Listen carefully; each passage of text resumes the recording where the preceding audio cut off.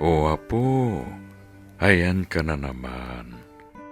Ang bilis mo na namang mag-comment sa mga post nang hindi inaalam ang buong nangyari.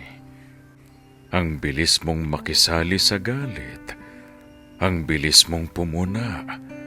Ang bilis mong manghusga. Pati mga walang kinalaman, dinadamay mo na. Apo, ang kalayaan ay hindi dapat kapantay ng kapabayaan.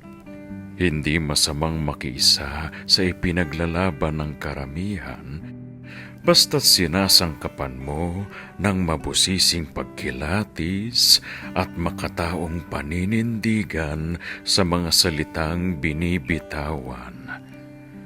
May pagmamalaki mo ba sa mga mahal mo ang mga binanggit mo? Ganyan ba ang tunog ng pananalitang gusto mong manahin ng mga nakakarinig sa iyo? Matatanggap mo ba ang panguhusgang ginagawa mo sa iba kapag ikaw naman ang nasa pwesto nila? Pag-isipan mo, apo. Alam kong hindi ka lang basta matalino, marunong ka at makatao.